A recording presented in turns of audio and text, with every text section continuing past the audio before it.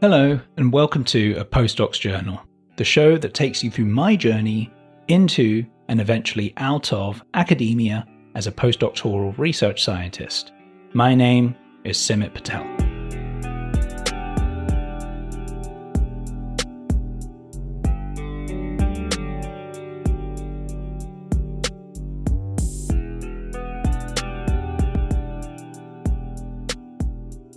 Hello, and thank you very much for joining me. For those of you who have listened to the show before, welcome back. It's great to have you here again. My apologies for taking so long to get this episode out. I had intended to publish episodes weekly, but the last couple of weeks have just been too busy for me, so it just wasn't possible. I wish I could spend more time on this podcast, but never mind, the episode is here now. For those of you who are perhaps new to the show, welcome. What I do is I read out entries from my own personal journal from about 12 years ago, back when I was working in academia as a postdoc, as a research scientist. Then I reflect on it, I analyze it, I try to make sense of it, and share my thoughts with you today with the benefits of 12 years of hindsight.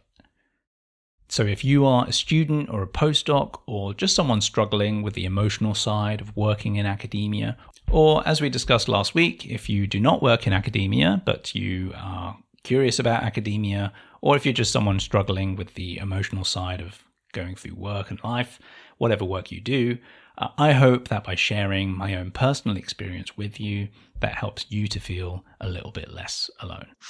In today's episode, we jump to the middle of May 2012, so that's about 3 or 4 months into my postdoc. In this entry, I write about how I was trying to build more of a life outside of work, which is a super important part of being a postdoc, particularly if you're someone like me who moved to a new country. This entry highlights some really interesting ideas, I think, around work-life balance and how those two interact with each other. I don't really remember the specific day that I wrote this journal entry, but the general picture I have in my head about this period of my life is one of joy. I can remember the sun shining, it being a lovely spring summer in Germany, and I had this feeling of excitement and freedom that I had in my 20s, which I miss sometimes. So have a listen to the reading, and I'll be back at the end with some thoughts after 12 years of hindsight. Enjoy.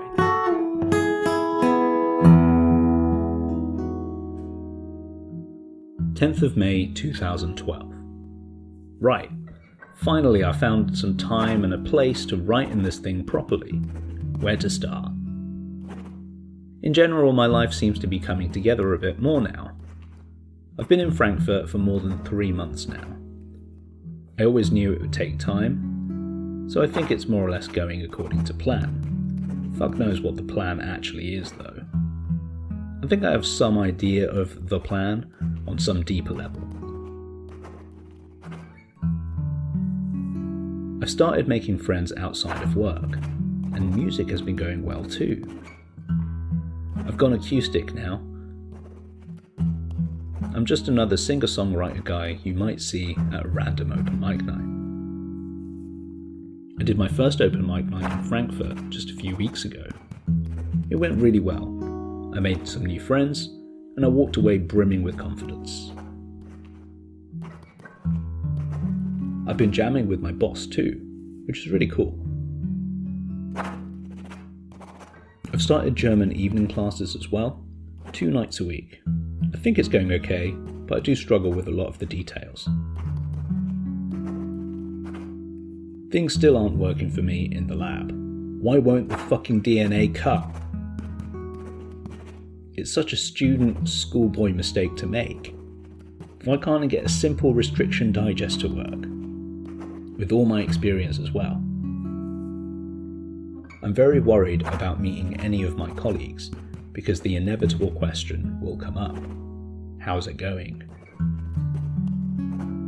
It's really an insecurity from my side. I'm not really worried about the DNA not cutting. I'm really worried about everyone thinking I'm just not very good. It's really just insecurity from my side.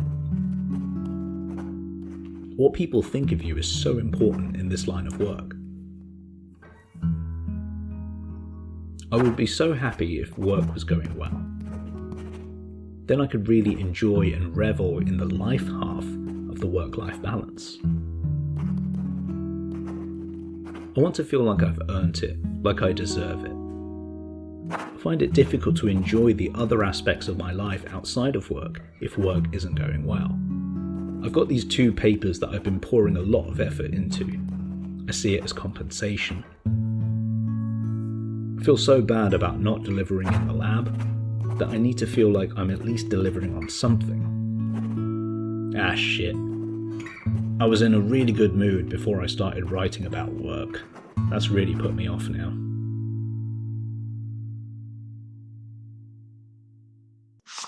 Okay, thank you very much for listening to that.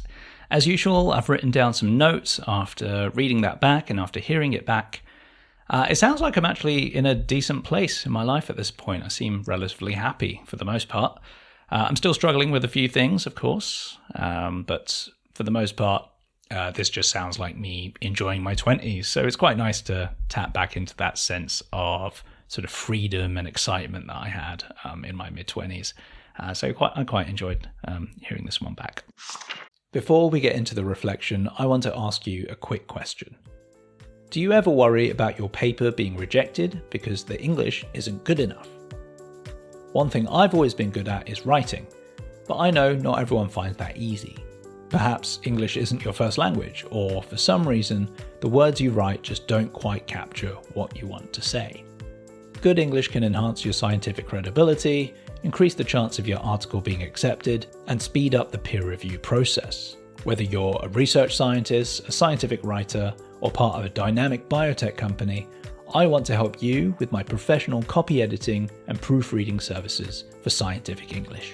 Enhancing the clarity and precision of writing has been an integral part of my professional life in academia and in the biotech industry for over a decade. If you need a native English speaker with a solid scientific background and a professional certification in proofreading to refine and polish your writing, I would love to help you.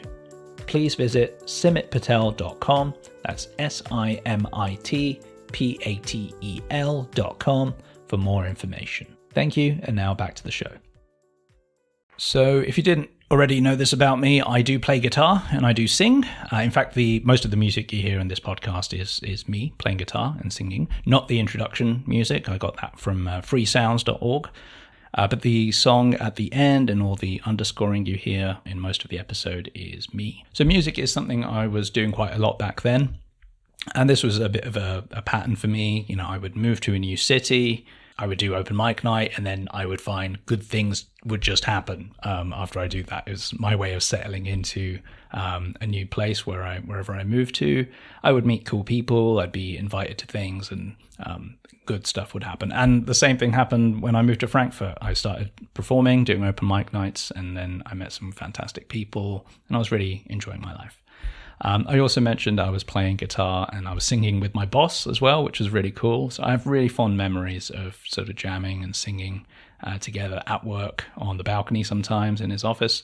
So that was nice to tap back into that memory. Music has meant different things to me at different points in my life. I've been playing guitar since I was 9 years old. At this point in my life, in my mid-20s, when I moved to Frankfurt, it was really about confidence. Music was really about getting that little hit of confidence. And I mentioned that in the journal entry. I mentioned that I was getting a big confidence boost after doing an open mic night.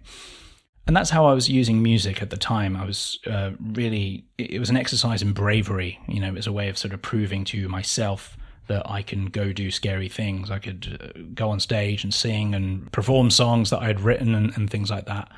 It was almost like I was recharging my confidence battery, if that makes sense. In general, I have fairly low confidence to start with, that I found at the time when I was getting on stage performing, it would like charge me up with confidence. And then I would then bring that confidence and that extra energy that would give me into other aspects of my life, work in this case. That's what music meant to me at this point in my life.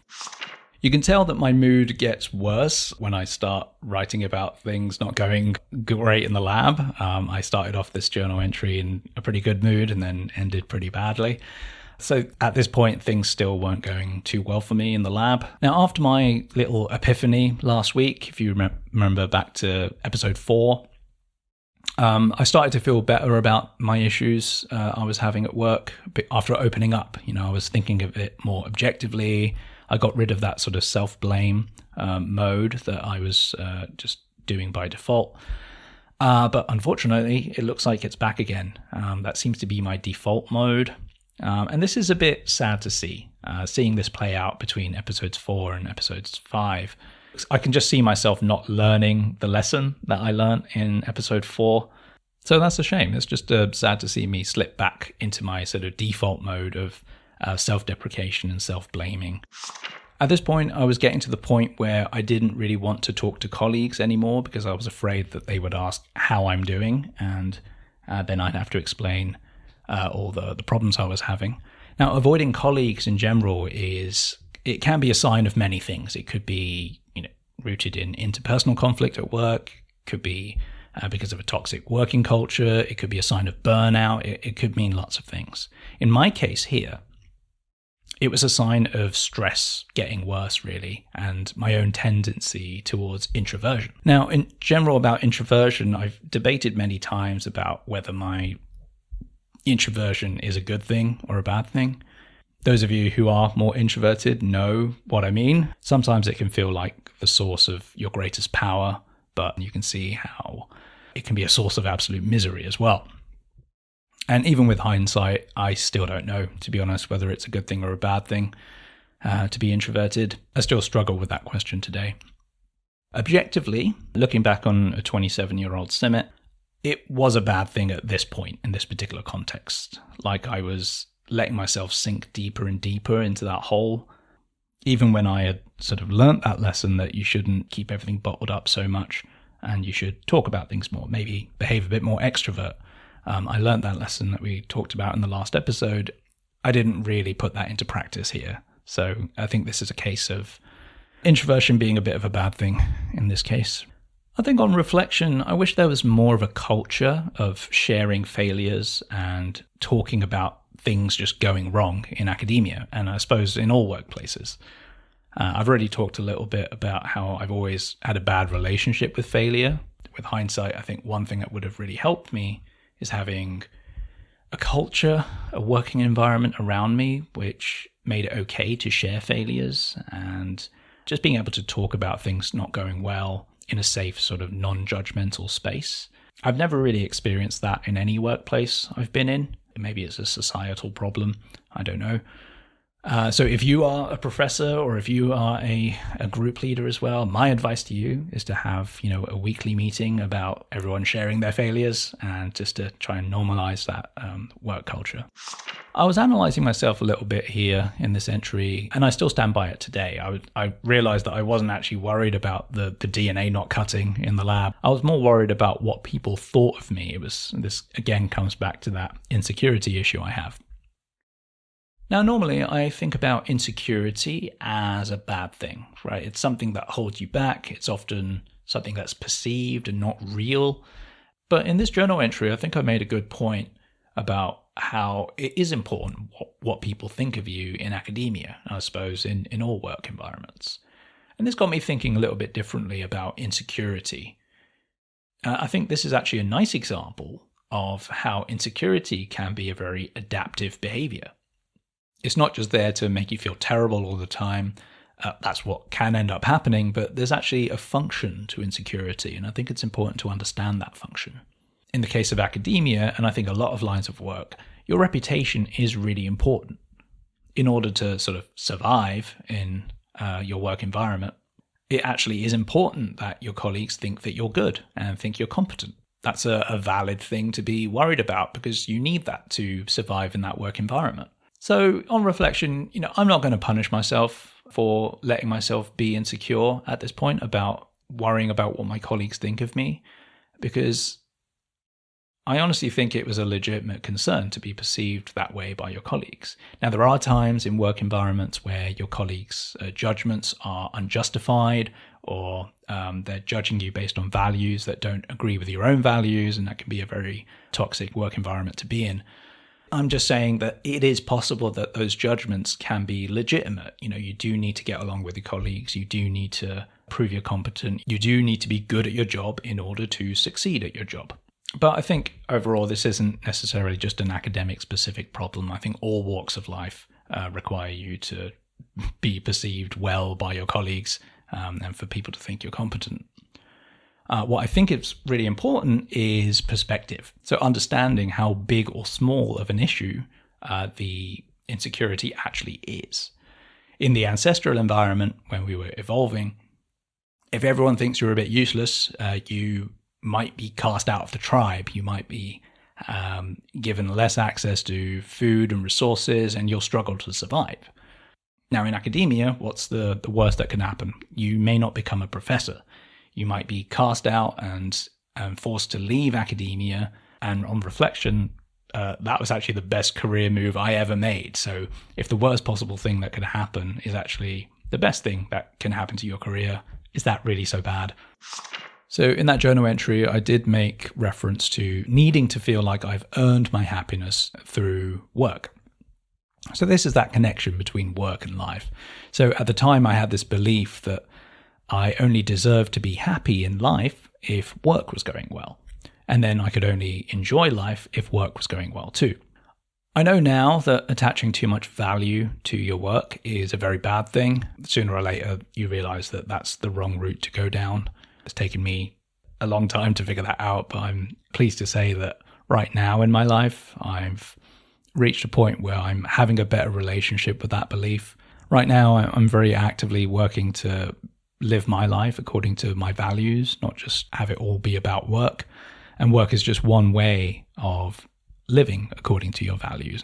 And that's a much better way to think about work and life and how those two things fit together.